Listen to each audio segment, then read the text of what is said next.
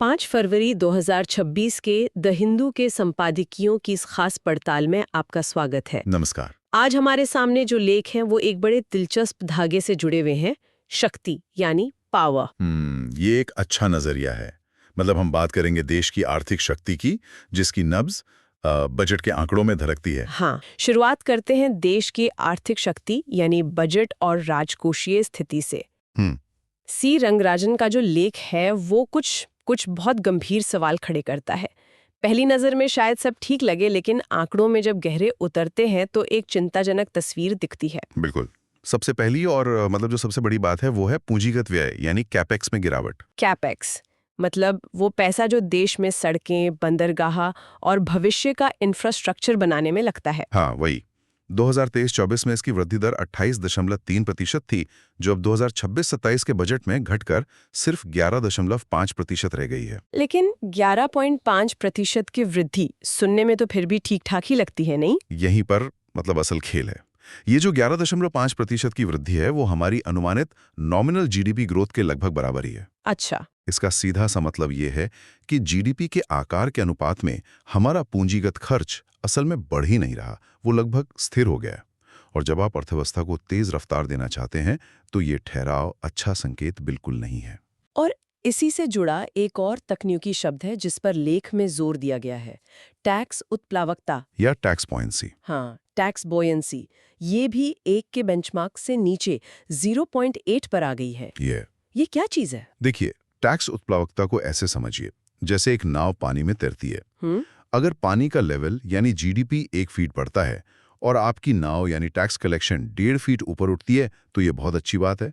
मतलब आपकी नाव हल्की है और तेजी से ऊपर आ रही है। यानी अर्थव्यवस्था की ग्रोथ से ज्यादा तेजी से सरकार की कमाई बढ़ रही है। बिल्कुल। लेकिन अगर हमारी नाव यानी टैक्स कलेक्शन पानी के 1 फीट बढ़ने पर सिर्फ 9-10 इंच ही ऊपर उठती है, जैसा कि अभी 0.8 के आंकड़े से पता चल रहा है, तो मतलब नाव में या तो छेद है या वो बहुत भारी हो गई है। और जीएसटी के मामले में तो ये नाव सिर्फ 4 इंच ही उठ रही है, क्योंकि उसकी उत्प्लावकता सिर्फ 0.3 है, जो बहुत ही चिंताजनक है। और इस छेद का मतलब टैक्स चोरी या टैक्स सिस्टम में ही कोई बड़ी गड़बड़ है? हाँ, ये कमजोर टैक्स अनुपालन और स्ट्रक्चरल समस्याओं की ओर साफ साफ इशारा करता है। और ये हमें एक और बड़ी समस्या पर लाता है। वो क्या? सरकार का बढ़ता ब्याज का बोझ। लेख का सबसे चौंकाने वाला आंकड़ा मतलब मेरे हिसाब से यह है कि सरकार की कुल कमाई का लगभग 40% हिस्सा 40%? हाँ, 40% हिस्सा सिर्फ पुराने कर्जों का ब्याज चुकाने में जा रहा है। बाप रे। तो क्या इसका मतलब ये है कि हम एक ऐसे जाल में फंस रहे हैं जहां विकास के लिए लिया गया कर्ज ही विकास को रोक रहा है? मतलब हमारी कमाई का लगभग आधा हिस्सा तो सिर्फ कर्ज का ब्याज भरने में जा रहा है। यही यही तो क्राउडिंग आउट इफेक्ट की शुरुआत है। जब सरकार बाजार से इतना ज्यादा पैसा उधार लेती है तो बाजार में बाकी लोगों के लिए यानी निजी कंपनियों के लिए कर्ज महंगा हो जाता है। और फिर निजी निवेश कम हो जाता है। बिल्कुल। और अर्थव्यवस्था की रफ्तार धीमी पड़ती है। ये सीधे सीधे इनकेसिंग समिति की उस सिफारिश के खिलाफ जाता है जिसमें ऋण जीडीपी अनुपात को 60% तक सीमित करने की बात कही गई थी। तो देश की आर्थिक शक्ति की इस तस्वीर से अब अंतर्राष्ट्रीय मंच पर भारत की रणनीतिक शक्ति की ओर बढ़ते हैं। आर्थिक चुनौतियों से निपटने का एक तरीका शायद बाहरी मौकों को भुनाना भी है। हाँ, और यहीं पर भारत अमेरिका का जो नया व्यापार समझौता हुआ है वो बहुत अहम हो जाता है। पहली नजर में तो ये भारतीय सामानों पर टैरिफ घटने की खबर लगती है। हाँ, टैरिफ 18% तक कम होना हमारे कपड़ा, रत्न और आभूषण जैसे श्रम प्रधान क्षेत्रों के लिए एक बड़ी राहत है। अब हम वियतनाम और बांग्लादेश जैसे प्रतिस्पर्धियों का बेहतर मुकाबला कर पाएंगे। अच्छा, जिन्हें अमेरिकी बाजार में पहले से ही टैरिफ में छूट मिली हुई थी। सही कहा। लेकिन इस समझौते का असली महत्व आप देखें तो व्यापार के आंकड़ों से कहीं ज्यादा गहरा है। यहाँ पर वो फ्रेंड शोरिंग वाली बात आती है ना? बिल्कुल। अपनी सप्लाई चेन को चीन जैसे अविश्वसनीय देशों से हटाकर भारत जैसे भरोसेमंद मित्र देशों में लाना। लेखक अनंत गोयनका इससे विश्वास की बहाली कहते हैं। यह सिर्फ सामान खरीदने बेचने का सौदा नहीं है, ये क्वाड की भावना को मजबूत करता है, ये सप्लाई चेन के लचीलेपन को बढ़ाता है, और ये उस तनाव को भी कम करता है जो 2019 में जीएसपी दर्जा खत्म होने के बाद पैदा हुआ था। हाँ, याद कीजिए 2019 में अमेरिका ने भारत का जनरलाइज सिस्टम ऑफ प्रेफरेंसेस का दर्जा खत्म कर दिया था। उसे दोनों देशों में काफी तनाव बढ़ा था। ये समझौता उस तनाव को पिघलाकर आगे एक बड़े द्विपक्षीय व्यापार समझौते के लिए जमीन तैयार कर रहा है। लेकिन एक सवाल उठता है, क्या ये फ्रेंड शोरिंग असल में संरक्षणवाद मतलब प्रोटेक्शनिज्म का एक नया फैंसी नाम नहीं है? ये एक बहुत ही वैलिड सवाल है। आलोचक यही कहते हैं कि ये वैश्वीकरण के सिद्धांतों के खिलाफ है। हाँ, मतलब हम बस चीन पर निर्भरता कम करके कुछ दूसरे देशों पर अपनी निर्भरता बढ़ा रहे हैं। लेकिन इसका दूसरा पक्ष ये है कि आज की दुनिया में व्यापार सिर्फ अर्थशास्त्र से नहीं बल्कि भू राजनीति से तय हो रहा है। ये समझौता दिखाता है कि अमेरिका अब भारत को सिर्फ एक बाजार के तौर पर नहीं बल्कि इंडो पैसिफिक क्षेत्र में एक महत्वपूर्ण रणनीतिक भागीदार के रूप में देख रहा है। अच्छा। ये उस फ्रिक्शन को कम कर रहा है जिसके बारे में पहले सवाल उठाए जाते थे कि अमेरिका भारत को अपनी वैश्विक रणनीति में आखिर देखता कहाँ है। तो एक तरफ हम अमेरिका के साथ व्यापारिक समझौते से देश की बाहरी ताकत बढ़ा रहे हैं, वहीं दूसरी तरफ देश के अंदर नागरिकों की अपनी ताकत यानी उनके निजी डेटा पर एक बिल्कुल अलग तरह की जंग चल रही है। हाँ, और इसका अखाड़ा बना है सुप्रीम कोर्ट। इस डेटा प्राइवेसी वाले मामले में जो बात मुझे सबसे ज्यादा चौंका रही है वो है सुप्रीम कोर्ट की भाषा। मतलब उन्होंने मेटा यानी व्हाट्सएप की 2021 की प्राइवेसी पॉलिसी के संदर्भ में डेटा शेयरिंग को चोरी तक कह दिया है। ये बहुत बड़ा शब्द है। बहुत बड़ा शब्द है। और चीफ जस्टिस ने यह तक कहा कि व्हाट्सएप का एकाधिकार ऐसा है कि उससे बाहर निकलना देश से बाहर निकलने जैसा मुश्किल है। ये बात तो हम सब महसूस करते हैं। हर कोई व्हाट्सएप पर है तो आप अकेले इसे छोड़ ही नहीं सकते। और यहीं पर सहमति यानी कंसेंट का पूरा विचार बदल जाता है। कैसे? कोर्ट का तर्क है कि जब किसी कंपनी का एकाधिकार हो तो आपकी सहमति नहीं बल्कि मजबूरी होती है। अच्छा, एक टेक इट और लीव इट वाली शर्त। बिल्कुल। आप या तो उनकी शर्तें माने या फिर उस डिजिटल दुनिया से बाहर हो जाएं जो आज लगभग असंभव है। इसी को अब्यूज ऑफ डोमिनेंस मानते हुए सीसीआई ने मेटा पर 213.14 करोड़ का जुर्माना भी लगाया था। इस मामले में जस्टिस जॉय माल्या बागची ने एक और भी आगे का विचार रखा है, डेटा का किराया साझाकरण। ये क्या है? ये मतलब एक क्रांतिकारी विचार है। उनका तर्क बहुत सीधा और शक्तिशाली है। वो कहते हैं कि अगर कंपनियां हमारे व्यवहार, हमारी आदतों, हमारी पसंद नापसंद के डेटा से अरबों डॉलर कमा रही हैं, तो उस मुनाफे में हमारा यानी नागरिकों का हिस्सा क्यों नहीं होना चाहिए? ठीक यही। ये बहस को निजता के अधिकार से उठाकर डेटा एक संपत्ति है के स्तर पर ले जाता है। मतलब मेरा डेटा सिर्फ बचाने की चीज नहीं बल्कि एक कीमती संपत्ति है जिसके मूल्य में मेरा भी हक है। बिल्कुल। और ये केस 2017 के ऐतिहासिक पुट्टास्वामी जजमेंट और 2023 के डीपीडीपी एक्ट के बीच की एक बहुत बड़ी खाई को उजागर करता है। हाँ। डीपीडीपी एक्ट डेटा को सुरक्षित रखने की बात तो करता है, लेकिन डेटा के आर्थिक मूल्य और उसमें नागरिक की हिस्सेदारी पर पूरी तरह खामोश है। ये केस भविष्य के डिजिटल कानूनों की दिशा तय कर सकता है। तो डेटा की इस नई शक्ति से अब हम शक्ति के सबसे पारंपरिक रूप यानी परमाणु हथियारों की तरफ चलते हैं।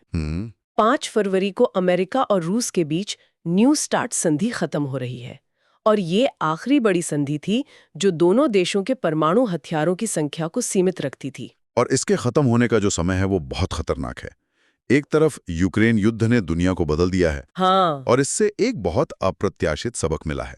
एक गैर परमाणु देश यूक्रेन ने दुनिया की सबसे बड़ी परमाणु शक्तियों में से एक रूस का डटकर सामना किया और हारा नहीं।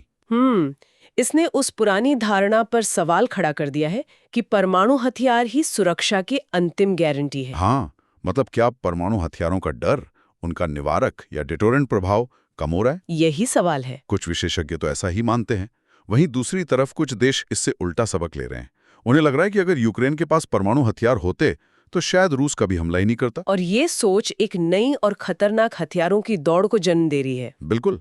और इस दौड़ में सिर्फ रूस और अमेरिका नहीं है, लेख में चीन का भी जिक्र है जो हर साल लगभग 100 नए परमाणु हथियार बना रहा है। और रूस और अमेरिका भी अपने पुराने हथियारों का आधुनिकीकरण कर रहे हैं। हाँ, उन्हें और ज्यादा घातक बनाने के लिए। ये शीत युद्ध की मानसिकता की वापसी जैसा है, जहां ज्यादा हथियार मतलब ज्यादा ताकत माना जाता था। इस बदलते माहौल में भारत के लिए अपनी नो फर्स्ट यूज और विश्वसनीय न्यूनतम प्रतिरोध की नीति पर टिके रहना एक बड़ी चुनौती होगी। बहुत बड़ी चुनौती। चलिए, इन बड़ी वैश्विक और राष्ट्रीय बहसों से अब कुछ उन मुद्दों पर आते हैं जो सीधे तौर पर हमारे शहरों और स्कूलों से जुड़े हैं। पहली खबर है टॉम रिपोर्ट की, जिसके मुताबिक बेंगलुरु दुनिया का दूसरा सबसे भीड़-भाड़ वाला शहर बन गया है। मैं तो सोचकर ही घबरा जाती हूँ। शहर के एक कोने से दूसरे कोने जाना मतलब आधे दिन की छुट्टी। और देखिए, ये सिर्फ गाड़ियों की बढ़ती संख्या का नतीजा नहीं है, यह दशकों की खराब शहरी नियोजन का परिणाम है। मतलब आपने शहर के एक हिस्से जैसे आउटर रिंग रोड और व्हाइटफील्ड में सारी नौकरियां और आईटी कंपनियां केंद्रित कर दी, लेकिन वहां तक लोगों के पहुंचने के लिए मजबूत सार्वजनिक परिवहन बनाने में बहुत देर कर दी। रोजगार और परिवहन के बीच कोई तालमेल ही नहीं था। बिल्कुल। नतीजा ये जाम है, जिसमें शहर का समय और ईंधन दोनों बर्बाद हो रहे हैं। और दूसरी छोटी लेकिन उतनी ही महत्वपूर्ण खबर है अनुबंध पर काम कर रहे शिक्षकों की। भारत के स्कूलों में लगभग 16% शिक्षक कॉन्ट्रैक्ट पर हैं।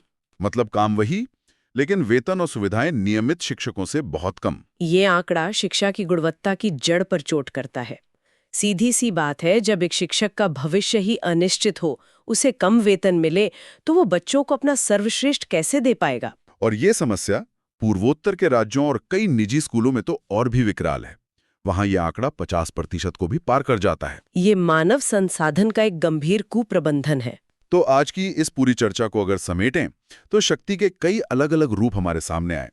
हमने देखा कि देश की आर्थिक शक्ति के लिए राजकोषीय अनुशासन कितना जरूरी है। हाँ, वरना आपकी कमाई का बड़ा हिस्सा सिर्फ ब्याज भरने में चला जाता है। हमने ये भी समझा कि कैसे व्यापार समझौते अब सिर्फ आयात निर्यात के सौदे नहीं, बल्कि भू राजनीतिक रणनीतियों का हिस्सा बन चुके हैं, जहां दोस्ती और विश्वास मुनाफे जितने ही जरूरी हो गए हैं। और शायद सबसे महत्वपूर्ण बात, हमने देखा कि डिजिटल युग में सहमति का मतलब बदल रहा है और हमारा निजी डेटा एक राष्ट्रीय संपत्ति के रूप में देखा जा रहा है। और इन सब के बीच वैश्विक मंच में परमाणु हथियारों की पुरानी शक्ति एक अनिश्चित भविष्य की ओर बढ़ रही है।